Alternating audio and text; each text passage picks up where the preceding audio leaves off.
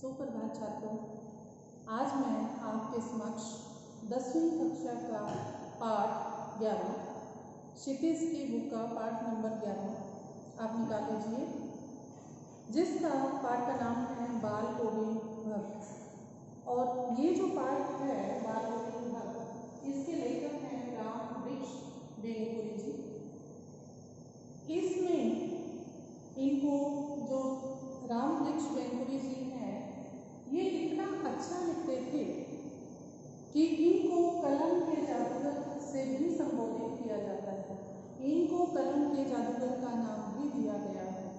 जो राम बाल गोविंद भक्त हैं छात्रों, इसमें जो इनका सारांश दिया गया है, जो इस पाठ का जो निचोड़ दिया गया है, उन्होंने क्या किया है कि वो कबीर पंथी जो कबीर जी थे उनको अपना आराध्य मानते थे। ठीक है छात्रों, उन्हीं की तरह टोपी पहनते थे, उन्हीं की तरह वस्त्र पहनते थे, और जो वो क्या थे, शरीर से तो कपड़ों से वेशभूषा से वो सन्यासी थे।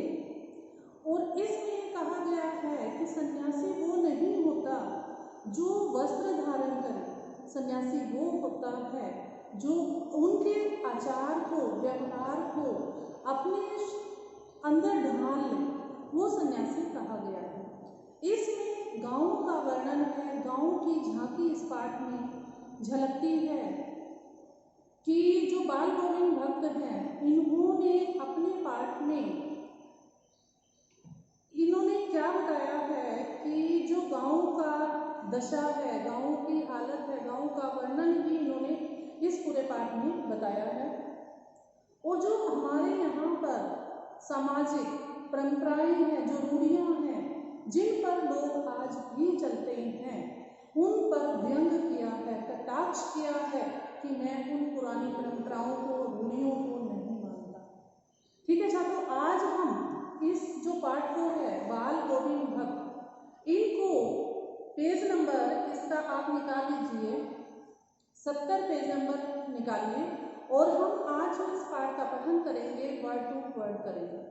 ठीक है छात्रों, उम्मीद करती हूँ पाठ सुनने से पहले आप अपनी पुस्तक और पेंसिल साथ में रखिए। जो भी हम कठिन शब्दों के अर्थ बताएंगे, उनको रेखांकित करके ऊपर वो आप उत्तर या अर्थ लिख लीजिए। ठीक है छात्रों, अब हम पाठ का पठन शुरू करते हैं। बाल गोविंद भक्त हैं जो मंझोले कद के, मंझला कद कौन सा होता है छात्रों, मीडियम, ना ज्यादा बड़ा ना ज्यादा छोटा, कद के गोरे चिट्टे आदमी थे। वो 60 के ऊपर के हो चुके थे, जो उनकी उम्र थी वो 60 से ज्यादा हो चुकी थी।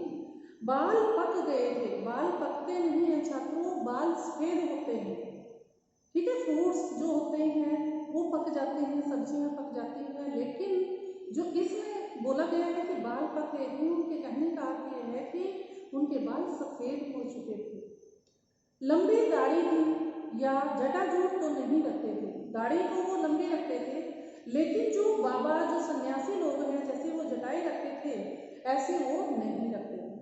किंतु हमेशा उनका चेहरा सफेद बालों से ही जगमग किए रहता था। जो बाल थे, जो ज्यादा बड़े बाल थे, तो वो चेहरे पर आ जाते थे, और सफेद जो हो चुके थे। कपड़े बिल्कुल कम पहनते थे, वो ये नहीं है कि पूरा शरीर ढकते थे, वो कपड़े कम पहनते थे। कमर में एक लंगोटी, जो यहाँ पर आपके नाभि पर वो क्या करते थे, लंगोटी पहनते थे, और सिर में कबीर पंथियों की सी कनपटी टोपी, जो सिर्फ कान को कवर करती थी। वो जैसे कबीर जी पहनते हैं ऐसे ही वो टोपी पहनते थे। जब जाड़ा आता, जब सर्दी का मौसम आता, तो वह एक काली कमली क्या होता है, काला कंबल ऊपर से ओढ़े रहते थे। वो क्या करते थे, जैसे हम सर्दी के मौसम में शॉल वगैरह या चादर वगैरह ओढ़ लेते हैं, तो वो क्या करते थे, काला जो कंबल होता था उसको ओढ़ लेते थे बच्चे। ठीक है, मस्तक पर हमेशा उनका चमकता हुआ रामानंदी चंदन, जो चंदन लगाते थे माथे पर, वो क्या करते थे कि नाक से टच करके ऊपर तक ले जाते थे। वो हमेशा उनके माथे पर रहता था, जो नाक के एक छोर से ही नाक का एक छोर मीन्स मान लो यहाँ से ऊपर तक लेके जाना। औरतों के टिक्के की तरह, जैसे औरतें जो लेडीज हैं वो टिक्का लगाती हैं, नीचे से ऊपर की तरफ लेके जाती हैं, तो ऐसे ही वो भी टिक्का लगाते थे, जिसको उन्होंने नाम दिया है रामानंदी टिक्का। गले में वो तुलसी की जड़ों की एक बेडोल माला बांधे रहते थे, गले में वो एक तुलसी की माला पहनते थे। ऊपर की तस्वीर से यह नहीं माना जाए, जो उनका पहनावा था उसको देखकर यह नहीं माना जाए कि बाल गोविंद भक्त साधु थे। नहीं, बिल्कुल नहीं, गृहस्थ थे वो। अपना जो उनके परिवार था उसमें रहते हुए वो सन्यासी थे। यही इस कहानी में बताया गया है कि गृहस्थ होकर भी वो सन्यासी क्यों कहलाते थे। उनकी गृहिणी की तो मुझे याद नहीं, जैसे वो घर में किस तरह से रहते थे, लेकिन क्या बोलता है कि मुझे मालूम नहीं। उनके बेटे और पतोहू को मैंने देखा था, जो बेटे थे उनको भी देखा था, और पतोहू किसको बोलते हैं छात्रों, बेटे की बहू को, यानी उसकी वाइफ को, उसकी पत्नी को। थोड़ी खेती बाड़ी थी, जो उनके घर में जमीन जायदाद थी वो थोड़ी थी। एक अच्छा साफ सुथरा मकान भी था उनके पास, कोई वो किराए के मकान में नहीं रहते थे, घर का उनका अपना मकान था। ये छात्रों इनकी थी बाल गोविंद भक्त के चरित्र की विशेषताएं, या उनको करैक्टर की जो हम बोलते हैं साहित्यिक विशेषताएं भी आप इसको बोल सकते हो। जैसे उनके बारे में आएगा कि बाल गोविंद भक्त के साहित्य की विशेषताएं लिखी या चरित्र की विशेषताएं लिखी, तो आप ये वर्णन कर सकते हो। ठीक है, आगे हम चलते हैं छात्रों। किंतु खेती बाड़ी करते, परिवार रखते भी बाल गोविंद भक्त साधु थे। जैसे कि मैंने आपको बताया वो गृहस्थी में रहते हुए भी साधु थे। साधु की सब परिभाषाओं में, जो भी साधु के लिए हमने परिभाषाएं तैयार की हुई हैं वो उनमें खरे उतरते थे। कबीर को वो अपना साहब मानते थे, साहब मीन्स गुरु, यहाँ पर लगाया हुआ है साहब गुरु को। उन्हीं के गीतों को गाते थे, कबीर जी के गीतों को ही गाते थे, उन्हीं के आदेशों पर चलते थे। जो भी कबीर जी ने आदेश दिए हैं उन्हीं को वो अपनाते थे। जैसे कबीर झूठ नहीं बोलते थे, सबके साथ अच्छा व्यवहार करते थे, मधुर वाणी में ही हमेशा बोलते थे, किसी से भी दो टूक बात करने में संकोच नहीं करते थे। अगर उनके सामने कोई आ भी जाता था, वो किसी से जो मन की बात होती थी उसको कहने में कभी भी हिचक नहीं करते थे, शर्म नहीं करते थे, संकोच नहीं करते थे। न किसी से खामखा झगड़ा मोल लेते थे, ये नहीं था कि किसी से वो वैसे ही बहस करनी शुरू कर दे। किसी की चीज नहीं छूते थे, बिना पूछे अगर किसी से चीज लेनी थी तो जब तक वो पूछ नहीं लेते थे उनकी चीज को अपने यूज में नहीं प्रयोग करते थे, न बिना पूछे व्यवहार में लाते थे। एक ऐसे ही छात्रों हमें भी जब भी किसी से चीज लेनी होती है तो बिना पूछे आप एक आदत बना लो कि बिना पूछे आप किसी की चीज नहीं लोगे। ठीक है छात्रों, इस नियम को कभी कभी इतनी बारीकी तक ले जाते थे कि लोगों को कौतूहल होता, आश्चर्य होता था कि ये ऐसे कैसे हैं। कभी कभी वह दूसरे के खेत में सोच के लिए भी नहीं बैठते थे। छात्रों गाँव में क्या होता था पहले जमाने में कि जो सोच करने के लिए जैसे जाते थे तो खेतों में जाते थे, वो क्या करते थे कि दूसरे के खेत में भी नहीं करते थे, वो अपने ही खेत में जाते थे और वहीं पर सोच करते थे। ठीक है छात्रों, तो जो उनके घर था वो उनके जो जमीन थी उसमें जो होता था छात्रों, फसल उगती थी, वो सारी की सारी फसल पहले कबीर जी के मठ में लेकर आते थे और वहीं से प्रसाद के रूप में जो प्रसाद मिलता था, जो थोड़ी सी फसल उनको दी जाती थी, चाहे वो अनाज था या जेरी थी, तो उसी को घर लेकर वो आते थे और उसी से गुजारा करते थे। सबके ऊपर वो जो दूसरे लोग थे सब उनसे मुग्ध थे, क्योंकि छात्रों मुग्ध क्यों होते हैं, जिसका व्यवहार आपको अच्छा लगता है आप उन्हीं के पास जाते हैं। ऐसे ही बाल गोविंद भक्त थे, सदा सर्वदा ही सुनने को मिलते थे, जो उनके हमेशा ही सुनने को मिलते थे, क्योंकि सभी उनसे अच्छा व्यवहार करते थे, क्योंकि वो जैसा व्यवहार आप दूसरों के साथ करोगे दूसरे भी छात्रों वैसा ही व्यवहार आपके साथ करेंगे। इसीलिए कहा जाता है कि बेटा सबके साथ मीठी वाणी में बोलो, मधुर वाणी में बोलो। जब हम सबके साथ अच्छे से व्यवहार करेंगे, मधुर वाणी में बोलेंगे, तो दूसरे वाला बेटा कभी ना कभी तो आपके साथ अच्छा व्यवहार करेगा ही। आषाढ़ की, तो वो एक क्या वर्णन करते हैं कि आषाढ़ की रिमझिम है। आषाढ़ के महीने में बारिश आती है, रिमझिम, कभी बारिश आ गई कभी नहीं आई है, थोड़ी थोड़ी बारिश आई, उसको छात्रों रिमझिम बोलते हैं। गांव खेतों में उतर पड़ा, जो गांव वाले लोग थे वो सारे खेतों में चले गए। कहीं हल चला रहे थे, कोई लोग हल चला रहा था तो कोई धान की रोपाई कर रहा था। रोपाई करना मीन्स धान का एक एक जो पार्ट होता है, एक एक जो पौधा होता है उसको पानी के अंदर लगाया जाता है छात्रों। कहीं रोपनी हो रही है, धान के जो पानी भरे खेतों में बच्चे उछल कूद मचा रहे थे। गेहूं सूखे में उगती है, और जो छात्रों आपको पता ही होगा, जब हम धान की रोपनी करते हैं तो हमारे घुटने तक पानी होना चाहिए, जब भी हम जाकर धान की रोपनी कर सकते हैं, धान के पौधे लगा सकते हैं। जीरी भी, जिसको गांव में बोलते हैं, धान को जीरी भी बोलते हैं।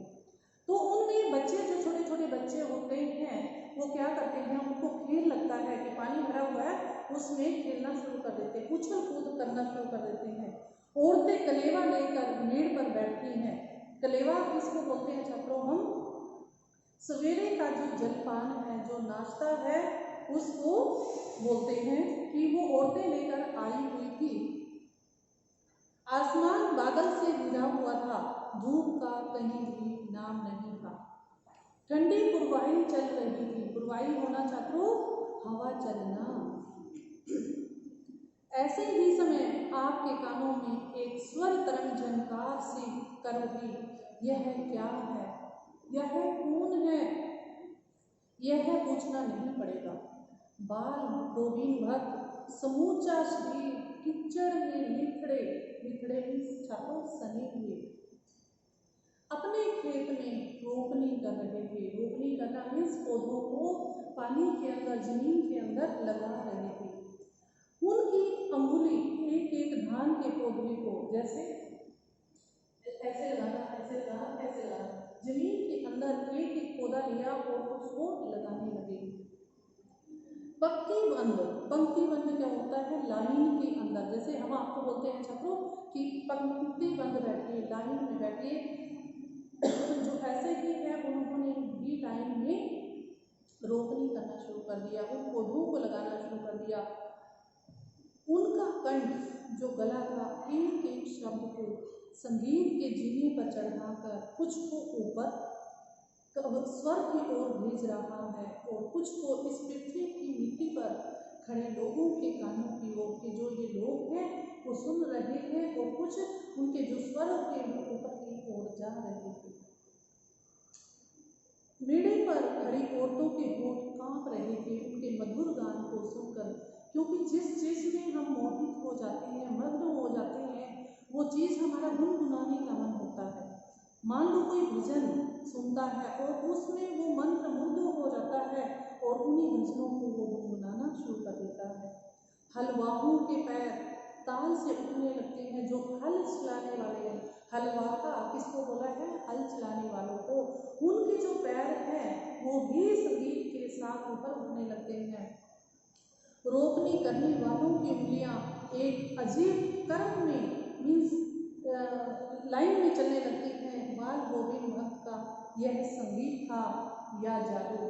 ये बताया गया है कि जब वो संगीत गाते थे, उनके संगीत में इतना माधुर्य था, अच्छा था, मधुर गाते थे, उतार चढ़ाव था कि कभी वो स्वर को ऊपर की तरफ लेके जाते थे, कभी वो स्वर को नीचे की तरफ लेके आते थे। तो उनके जो स्वर थे, चाहे वो औरतें सुनती थी, औरतें जब सुनती थी उनके होंठ कांपने लगते थे, और जो हलवाई थे, हल को चलाने वाले थे छात्रों, उनके भी जो पैर थर्राते थे, मधुर गान पर वो थर्राने लगते थे। बाल गोविंद भक्त का यह यह जादू बच्चों पर, बूढ़ों पर, औरतों पर, सभी पर चलता था। भादों की वह अंधेरी अंधरतिया, भादो, अब आषाढ़ के बाद आता है भादो। अब भादो का के बारे में लेखक वर्णन करता है कि आषाढ़ में तो ये था कि रिमझिम बारिश होती है, बारिश में पानी भर जाता है, धान की रोपनी होती है। उसके बाद आता है भादो का मौसम। भादो की वह अंधेरी अधरतिया, अधरतिया मीन्स आधी रात, थोड़ी ही देर पहले मूसलाधार वर्षा खत्म हो चुकी थी, बारिश हो चुकी थी और जो आषाढ़ की रात थी उसके बारे में अब वर्णन किया कि बादलों की गरज, जब बारिश होती है, बारिश से पहले बादल गरजना शुरू हो जाते हैं, उसके बारे में बताया है। बिजली की तड़प में आपने कुछ नहीं सुना हो, किंतु अब झिल्ली की झनकार या दादरों की टरटर बाल गोविंद भक्त के संगीत को अपने कोलाहल में डुबो नहीं सकती। उन्होंने बताया है कि जो झिल्ली है वो झनकार लेनी शुरू कर देती है और जो टरटर, जो मेंढक है, जो दादू है, वो टरटर की आवाज से टकराने लगते हैं।